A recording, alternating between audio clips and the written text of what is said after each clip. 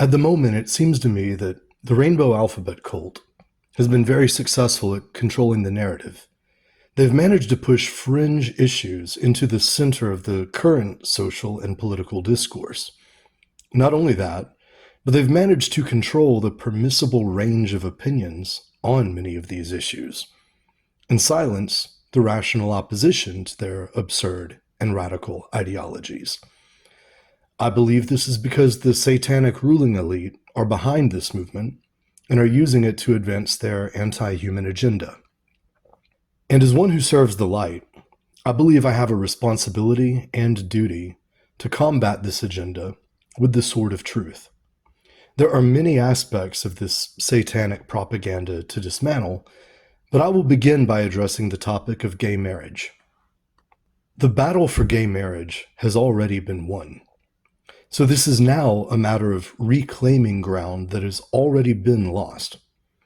And it has been a significant victory for the satanic ruling elite. This is because traditional marriage is absolutely essential to the survival of the family unit, which is in many ways the foundation of Western culture and society. In the Communist Manifesto, Karl Marx called for the abolition of the family because he recognized the family as the most important social institution and as one of the greatest obstacles to the accomplishment of the communist agenda. The destruction of the family has been fought on many fronts. It has been a multi-pronged attack. I could talk about radical feminism, the promotion of single motherhood, no-fault divorce, and many other things, but I'm focusing on gay marriage specifically right now. This topic alone is already way too much to fully address in a single discussion. Let's start by considering what marriage is and why the institution exists in the first place. I'll start by stating the biological fact that humans are a sexually dimorphic species. There are two and only two sexes. This is true of humans, just like it's true of every other living organism on this planet that reproduces sexually rather than asexually. Humans reproduce through the sexual union of male and female. The reason there are no other sexes other than male and female is probably because there is no evolutionary reason for there to be.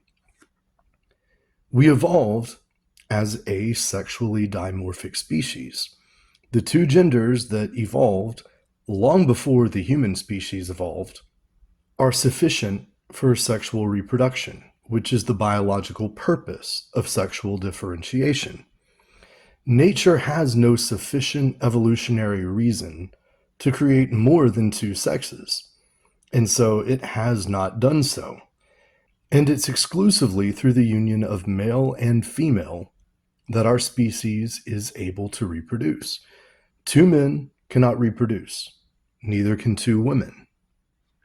Let's also remember that humans do not fully mature as quickly as many other sexually dimorphic species do.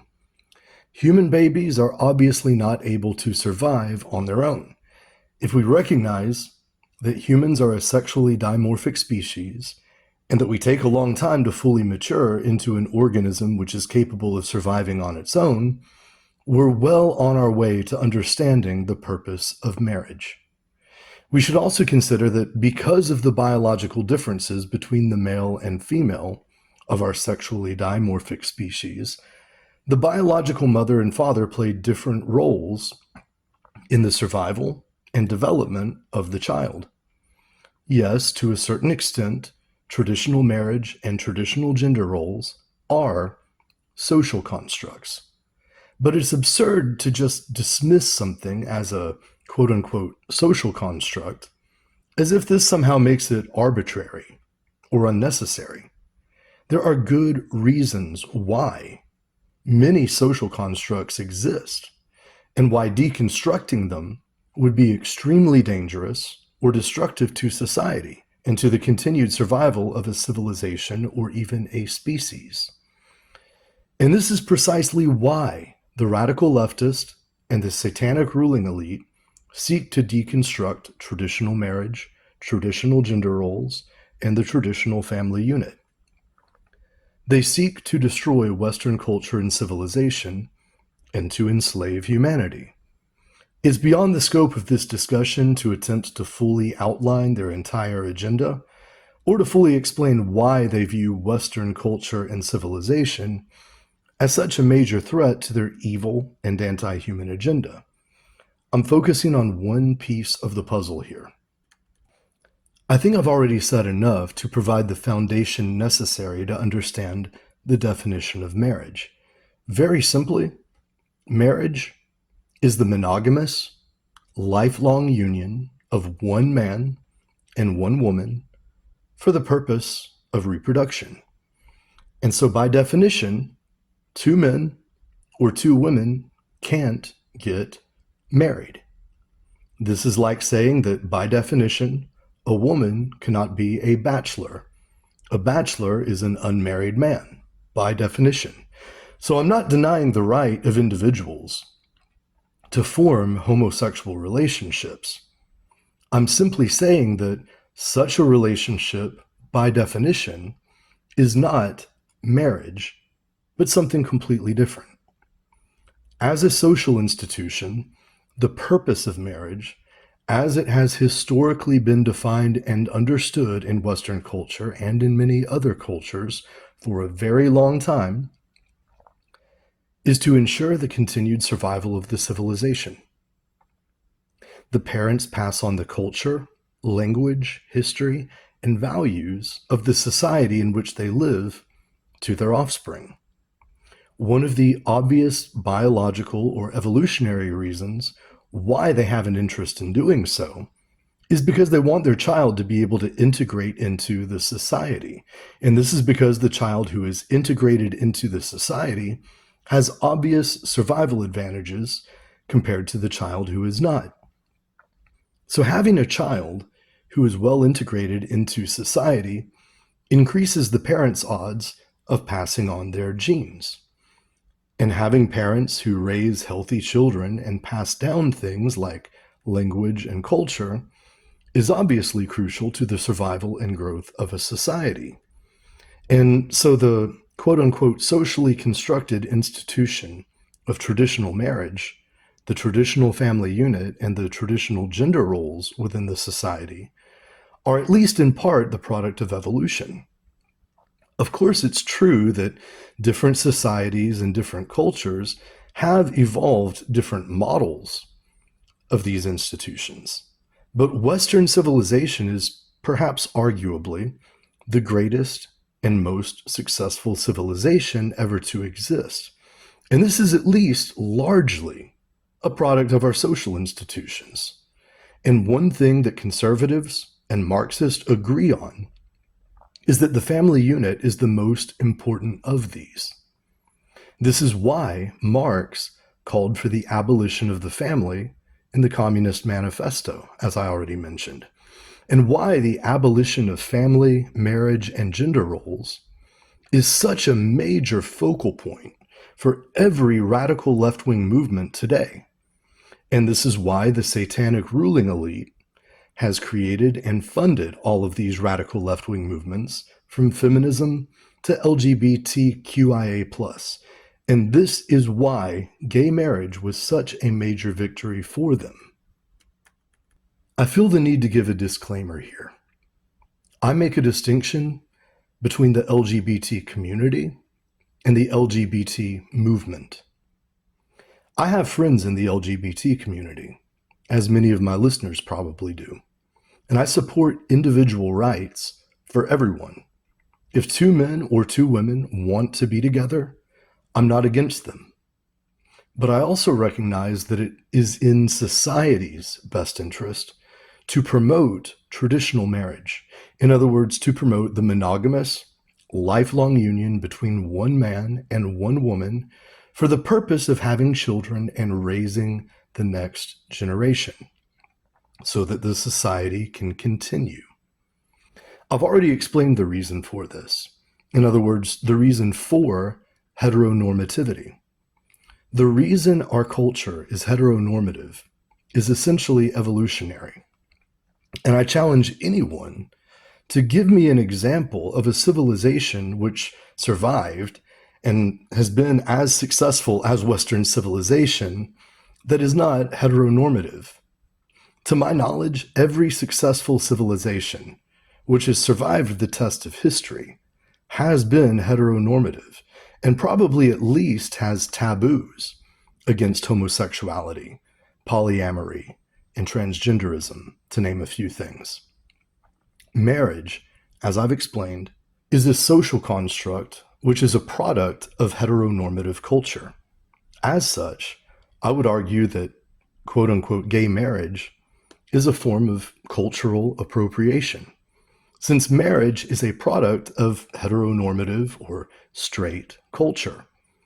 Gay culture did not create marriage, but rather appropriated it from heteronormative straight culture. So it's cultural appropriation. Furthermore, it is heteronormative Western culture which has done the most to advance liberty and individual rights, including individual rights and freedoms for gay and trans individuals. So I would argue that any movement seeking to defend gay rights must begin by defending Western culture and values. Where in the non-Western world do you find such a strong freedom tradition? What other civilization has done as much to defend individual rights? And yet, the LGBT community has very ignorantly aligned itself largely with the radical left-wing agenda of the satanic ruling elites who seek the destruction of Western culture and civilization. And these elites seek the destruction of Western culture and civilization largely for precisely the reason that it has been the greatest obstacle to their agenda of global domination and enslavement. They do not actually care about the rights and freedoms of gay and trans people. I do support gay and trans rights and have many friends within the community. And so I strongly oppose the left-wing ideologies which threaten to strip all individuals, including gay and trans individuals, of the rights and freedoms which the defenders of the Western tradition are fighting to preserve. True liberation for gay and trans individuals must necessarily begin with the liberation of their minds from the satanic propaganda which has infected the gay rights movement.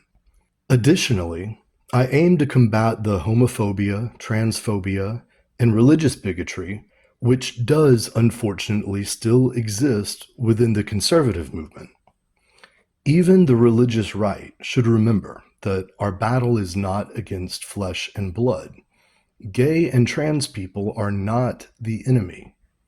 But if they feel that the conservative right is against them, they're more susceptible to the propaganda of the enemy and are likely to align with the enemy as useful idiots of the radical left.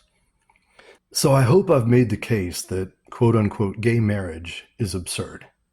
It is absurd by definition to argue that a gay couple can get married, in the same way it would be absurd to argue that a woman can be a bachelor, because a bachelor, again, by definition, is an unmarried man.